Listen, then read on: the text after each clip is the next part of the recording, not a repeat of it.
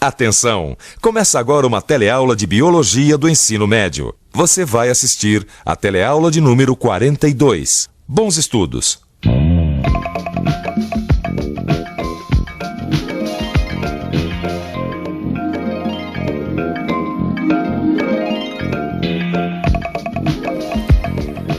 Você já parou para pensar na quantidade de vida que existe no mar?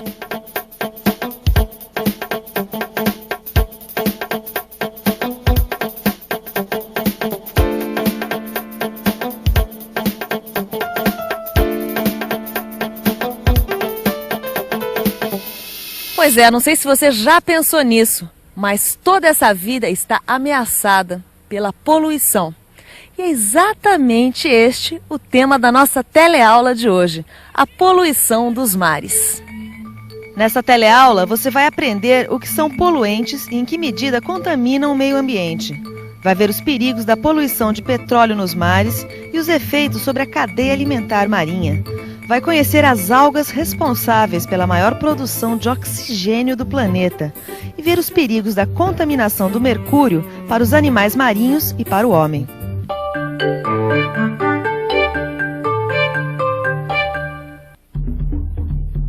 Pai, a gente precisa ir pra praia urgente. Mas nós já combinamos que nas próximas férias a gente vai passar um fim de semana na praia, não foi? Eu acho que não dá tempo. Por quê? A praia não vai sair do lugar, não. Mas a poluição pode chegar antes da gente. Tá. Qual o tipo de poluição? Ué, por quê? Tem mais de um tipo? Tem. Na verdade, há dois grandes tipos de poluentes, que é como a gente chama as substâncias capazes de causar poluição. Os poluentes podem ser orgânicos, como os esgotos domésticos, ou inorgânicos, como os detritos das indústrias. Quando a concentração de um poluente ultrapassa certos níveis, o ambiente torna-se poluído. Poluição é toda alteração no ambiente que prejudica os seres vivos. Por exemplo, o nível máximo da substância X no ambiente é de 10 gramas por litro. Isso já contamina o ambiente. Mais do que isso, pode prejudicar os seres vivos.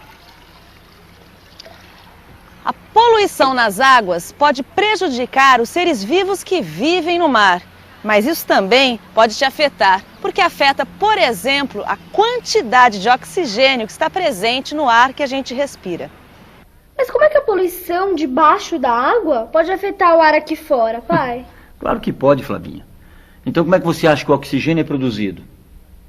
Eu acho que todo o oxigênio do ar vem das grandes florestas. Aquelas árvores enormes, fazendo fotossíntese, produzindo todo o oxigênio que a gente respira. Certo, as florestas produzem muito oxigênio, mas não são as maiores produtoras do planeta, não. Não? Quem que é, então? O maior produtor de oxigênio do planeta é o fitoplâncton. São seres tão pequenos que a gente só consegue ver no microscópio. Fitoplâncton é o nome que se dá ao conjunto de vegetais microscópicos que ficam flutuando na superfície da água. Esses vegetais são algas que realizam a fotossíntese e produzem oxigênio. O fitoplâncton é formado por pequenas algas que vivem em suspensão nas águas. Produzem oxigênio através da fotossíntese, que passa da água para a atmosfera. Esse oxigênio é essencial para a nossa vida. Além disso, o fitoplâncton faz parte da cadeia alimentar marinha. Uma cadeia alimentar na qual nós também estamos incluídos. Qual cadeia alimentar, pai? A cadeia alimentar do ambiente marinho, filha. E é diferente da terrestre? Não. Se lembra que a gente já viu que cadeia alimentar é a sequência de transferência de energia de um ser vivo para outro através do alimento? Essa cadeia alimentar aqui, por exemplo, começou com o capim, um produtor que fez a fotossíntese. Já o boi obteve energia comendo o capim, e essa energia será passada para eles através do boi. Então, no mar também existe uma cadeia alimentar. É só pensar um pouco. Vamos pensar um pouco. No mar, encontramos as algas grandes e pequenas que realizam fotossíntese, produtores que são a base da cadeia alimentar. Pequenos animais marinhos herbívoros, do zooplâncton, se alimentam das algas. Alguns peixes se alimentam desses herbívoros. Outros peixes comem esses peixes menores. E o homem come peixe. A poluição pode afetar tanto a produção de oxigênio das algas, quanto prejudicar todos os outros seres da cadeia alimentar marinha. Para você entender isso melhor, vamos ver quais são os efeitos da poluição de petróleo, por exemplo. Devido à cor escura do petróleo, muitas algas não têm luz suficiente para realizar fotossíntese. Quando cai na água do mar, o petróleo também forma uma película que dificulta a passagem do oxigênio produzido pelas algas para a atmosfera. O óleo afeta as brânquias dos peixes, impedindo-os de respirar e contaminando sua carne. Um dos motivos mais comuns da poluição no mar com petróleo é o acidente com algum navio petroleiro ou na carga e descarga desse produto. Acidente com um navio cheio de petróleo? Olha, é um desastre daqueles, viu? Eu lembro que um dos piores desastres desse tipo aconteceu em 1989 no Alasca. Um petroleiro chamado Exxon Valdez bateu nas rochas e furou o casco. Despejou no mar 44 milhões de litros de petróleo.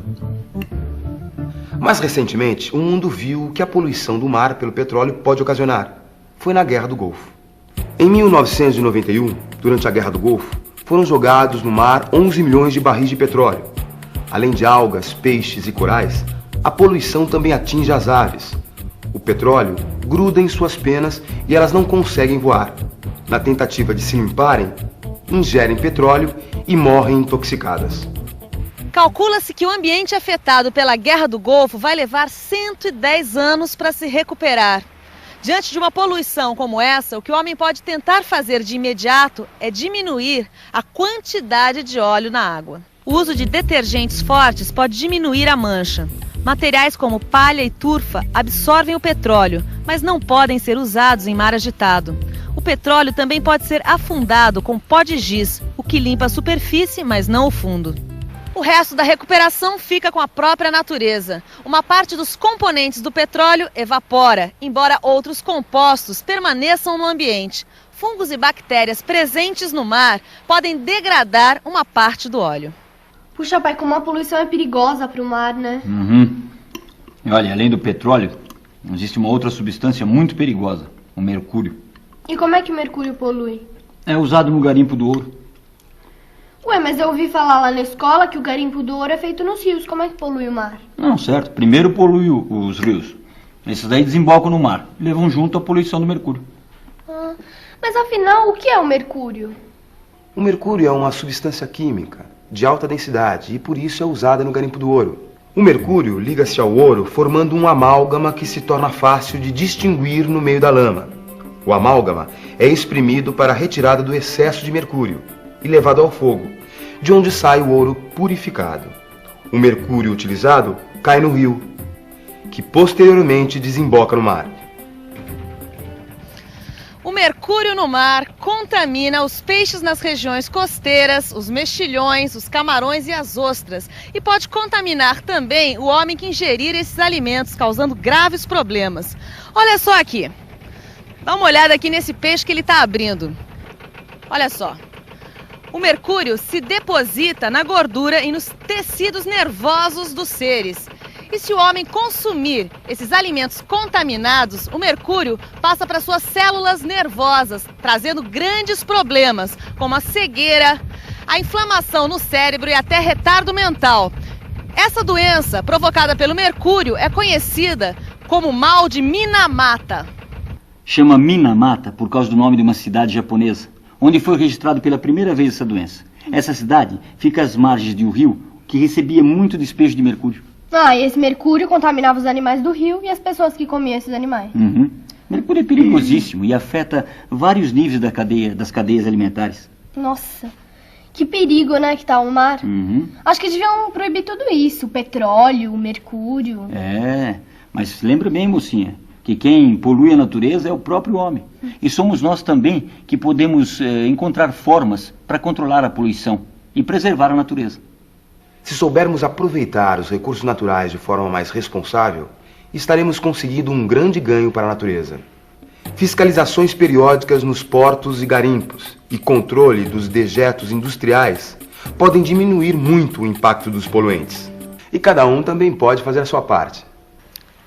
Oi, você acha que pode fazer alguma coisa contra a poluição dos mares? Eu acho que eu posso fazer a minha parte não jogando lixo na praia, procurando conservar e conscientizar as pessoas, né, as crianças principalmente, né, que também não devem fazer isso. Eu acredito que todos nós podemos fazer, tá? Tipo, tá educando crianças, você trazer sempre um saquinho na praia para estar colocando lixo, evitar trazer os cachorros, né? Porque os animais transmitem muitas doenças. São algumas formas da gente individualmente poder estar colaborando com isso. Acho que de repente cobrar um controle maior da Petrobras com o transporte do petróleo, para não ter perigo de vazamento e tal. E a gente também, quando a gente perceber que tem um vazamento, avisar os núcleos responsáveis por isso. Você também pode dar a sua contribuição para a preservação do meio ambiente marinho. Informe-se, debata e denuncie às instituições de defesa do meio ambiente qualquer despejo de poluentes na água. Agora vamos ficar com a revisão. E atenção, se liga aí que é hora da revisão. Na teleaula de hoje, você aprendeu que o despejo de substâncias poluentes nas águas contamina o meio ambiente marinho. Viu que a poluição prejudica as algas responsáveis pela maior produção de oxigênio do planeta e afeta toda a cadeia alimentar marinha.